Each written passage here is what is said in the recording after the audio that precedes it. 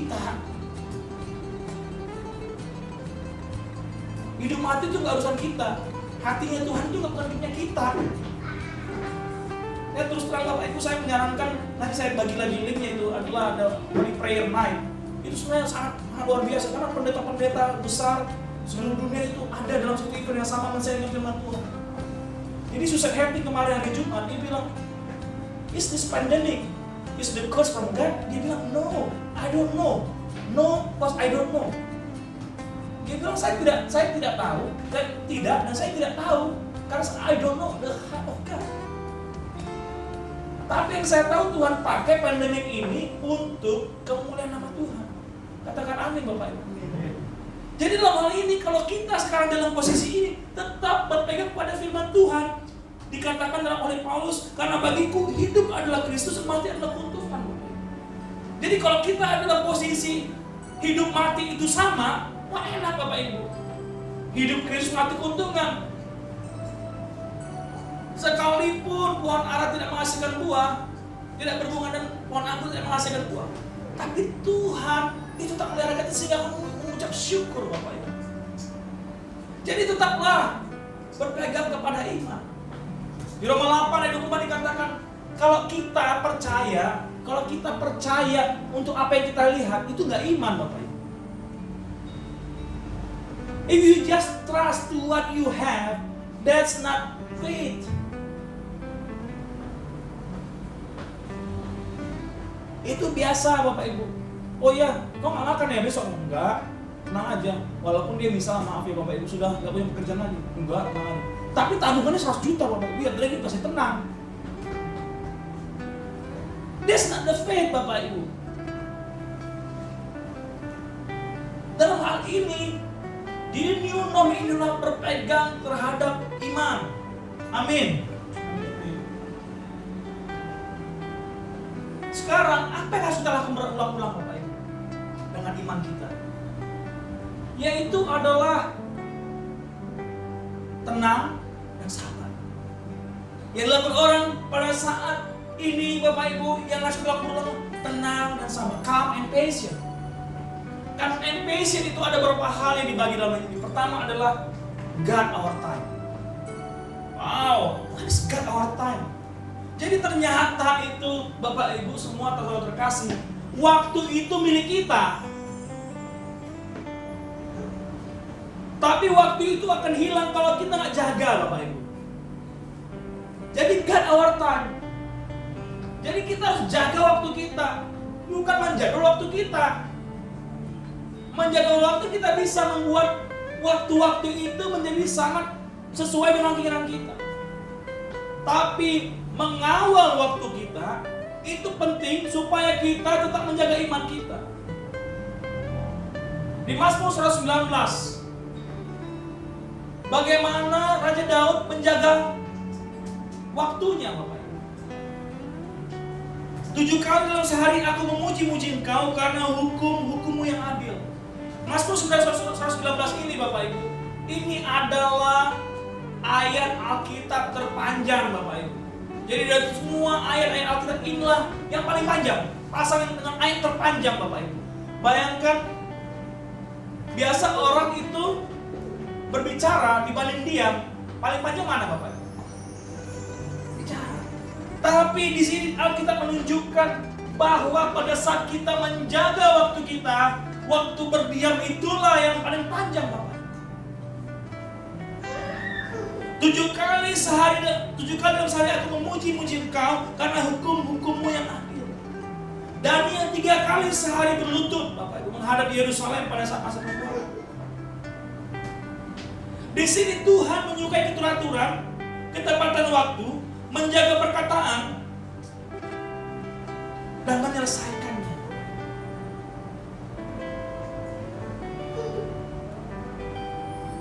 Apa yang kita pelajari dari sini adalah sangat penting kita untuk menjaga waktu. Kita yang pemilik waktu. Don't wasting our time. Don't schedule your time based on what you need, but God your time. Jadi kalau kita menjaga waktu kita, menggunakan waktu-waktu kita,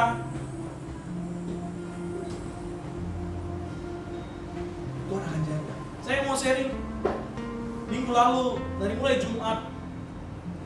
Sebenarnya saya diingatkan oleh kepala kita Winson. Dia bilang, Pak, Bapak yang sudah mulai di gereja ya, Bapak harus jaga gerejanya. It will have a lot of attacking to your church. Akan ada serangan-serangan yang masuk. Karena apa? Gereja-gereja orang-orang masih gereja online, Bapak Ibu. Gereja online itu untuk melakukan amanat agung itu nggak jalan, Bapak Ibu. They just want to save them, nggak bisa berani keluar. Bukan karena mereka takut, tidak, Bapak Ibu, karena kondisi membuat mereka tidak keluar. Jadi sekarang ini gereja-gereja yang sudah mulai live again, itu setan poster kuat, Bapak Ibu. Yang tadinya ada jutaan gereja yang buka, sekarang hanya beberapa gereja proses 1.000. Jadi kalau kita merasa ada serangan, diam diri, Bapak Ibu. Saya terus terang kemarin, Bapak Ibu, saya merasakan itu ada di keluarga saya. Saya hanya bilang, saya minta ampun sama istri saya, bilang, just quiet. Just quiet. Dan kita, ini serangan udah. This attacking to ours. Mulai diserang keluarga, mulai diserang anak, mulai diserang yang mana-mana, Bapak Ibu. Di sini kembali kita harus kembali kepada Tuhan. God our time. Jaga waktu kita, Bapak Ibu. Yang kedua, pada saat kita menjaga waktu kita, dalam diam, dalam tenang dan bersabar, itu kita harus merasakan kepenuhan Holy Spirit. The fullness of Holy Spirit. Kita harus merasakan bahwa Roh Kudus itu bekerja. Kalau kita diam, kita merasakan Roh Kudus bekerja. Kenapa si Raja Daud bisa berlama-lama bermeditasi, Bapak Ibu? Apakah dia nggak kerja? Apakah dia nggak sibuk-sibuk? Dia raja paling berkuasa di dunia pada saat itu.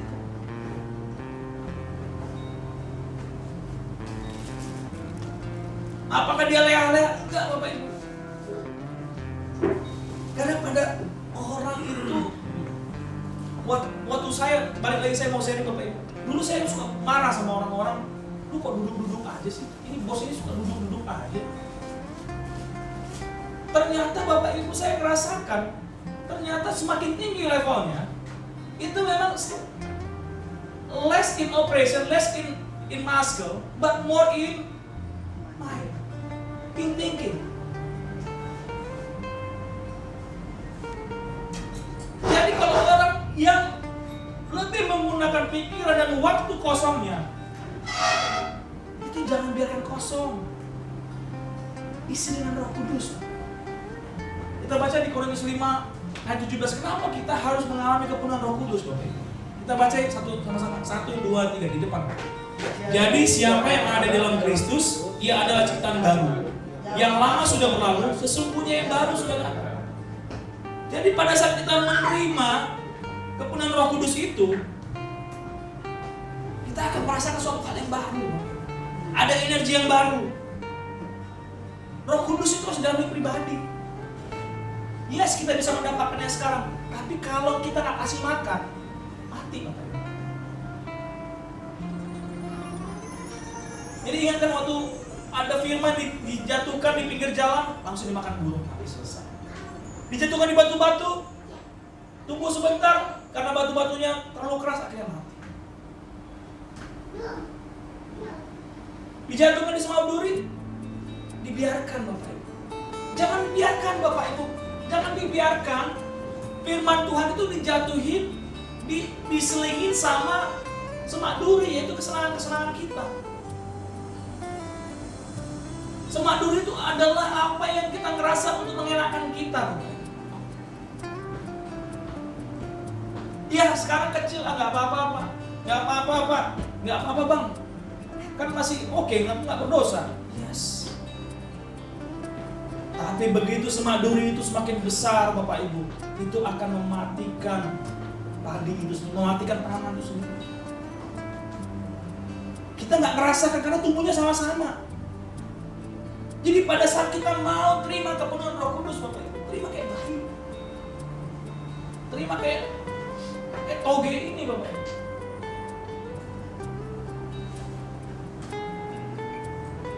Dalam Yesaya 30:15, dengan tinggal diam kamu diselamatkan.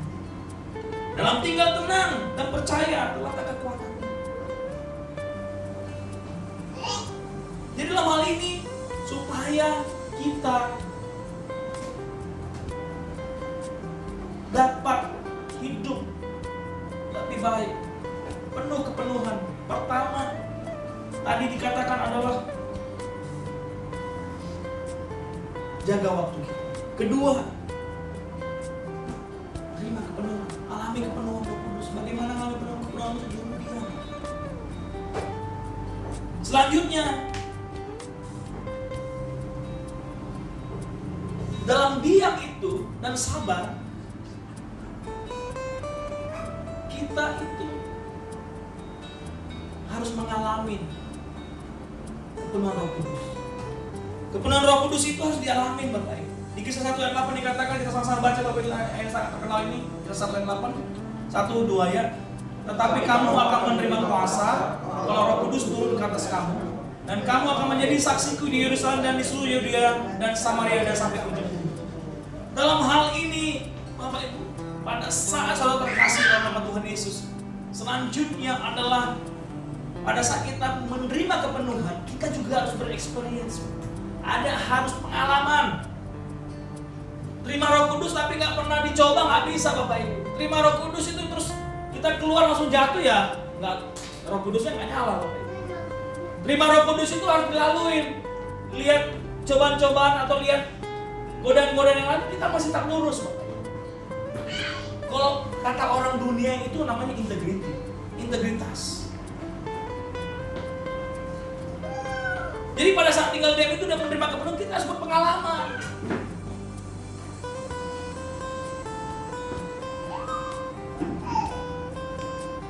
Dalam hal ini Bapak Ibu, Roh Kudus itu memberikan kita kuasa. Yang paling menarik di sini adalah kuasa yang diberikan kepada kita itu adalah kuasa menjadi saksi Bapak Ibu. Kuasa menjadi saksi. Jadi kita sekarang ini adalah saksi-saksi Kristus. Katakan amin. Amin. Jadi mengenai saksi ini saya ternyata baca Bapak Ibu, saudara terkasih. Di Indonesia itu di mana-mana, maksudnya di negara-negara maju yang sangat maju dengan hukum, itu mereka ada namanya lembaga. Kalau di Indonesia namanya Lembaga Perlindungan Saksi dan Korban. Jadi kalau saksi ini berguna untuk apa Bapak Ibu? Saksi itu berguna untuk menguatkan suatu teori, menguatkan sesuatu yang dipercaya orang. Jadi makanya ada saksi yang meringankan, ada saksi yang memberatkan. Saksi yang memberatkan adalah yang berlawanan dengan kondisi mau diputuskan. Saksi yang meringankan adalah saksi yang seide sama dengan kasus yang dibahas Bapak Ibu. Dalam hal ini kita ini Bapak Ibu, kalau saksi dan korban aja bisa dilindungi negara, kita ini dilindungi Tuhan Yesus Bapak Ibu. Jadi kalau udah dikasih kuasa, kasih kuasanya itu penuh. Tuhan tuh gak kasih kuasa kaleng-kaleng Bapak Ibu. Gak ece-ece, kata orang Medan. No, ini gak kaleng-kaleng, ini benar-benar nih, saksi-saksi gak kaleng-kaleng Bapak Ibu. Ini benar-benar saksi sungguhan ini. Lebih dari perlindungan negara. Perlindungan itu ada undang-undangnya Bapak Ibu, undang-undang LPSK, ya, Lembaga Perlindungan Saksi dan Korban. Ini undang-undang surga Bapak Ibu, karena Tuhan naik ke atas mempersiapkan tempat bagi kita. Itu garantinya Bapak Ibu. Jadi kalau udah saksi jadi saksi Tuhan, jangan khawatir, aman bro. Sis, tenang aja.